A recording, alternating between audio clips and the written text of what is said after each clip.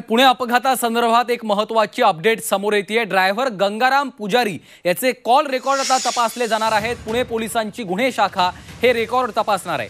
पोलिसांनी driver पुजारीचे CDR काढलेले आहेत आणि 19 तारखेला झालेल्या अपघातामध्ये अल्पवयीन तरुणाच्या गाडीत हा ड्रायव्हर उपस्थित होता। काल पुणे पोलिसांच्या गुन्हे शाखेने ड्रायव्हरकडून या संदर्भात कसून चौकशी देखील केलेली आहे। गुन्हे शाखा आता या संदर्भातील कॉल रेकॉर्ड तपासणार आहे अशी माहिती समोर येते आहे। ड्रायव्हर गंगाराम पुजारी याचे कॉल रेकॉर्ड तपासले जाणार आहेत। पुणे पोलिसांची गुन्हे शाखा या संदर्भातील संपूर्ण चौकशी करून कॉल रेकॉर्ड तपासणार आहे अशी माहिती समोर येते आहे। निलेश खरमरे आमचे प्रतिनिधी सध्या आपल्यासोबत फोन लाईनवरून जोडले गेलेले आहेत। निलेश, आपण पाहतो आता ड्रायव्हर गंगाराम पुजारी यांचे कॉल रेकॉर्ड तपासले जाणार आहेत अशी माहिती मिळते आहे।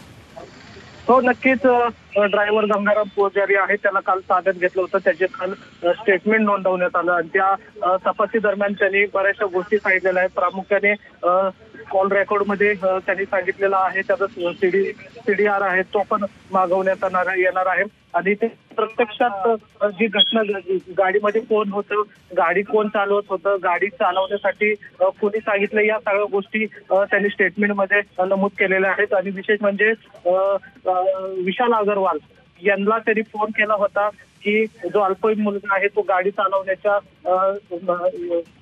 परिस्थितीमध्ये नाहीये, मात्र त्याचे जे वडील आहेत त्यांनी ड्रायव्हर आहे गंगारामला याला स्पष्टपणे सांगितलं की तू त्याला गाडी चालवायला दे, हे त्यांनी आपल्या जबान स्टेटमेंटमध्ये नोंद केलेलं आहे। त्यामुळे आता जो गंगाराम पुजारी आहे त्याचे कॉल रेकॉर्ड तपासले जातील आणि त्याचं स्टेटमेंट हे घेण्यात आलेलं आहे। निश्चितच त्यामधून नेमकी काय माहिती समोर येते हे पाहणे महत्त्वाचं आहे। धन्यवाद निलेश सविस्तर माहितीसाठी।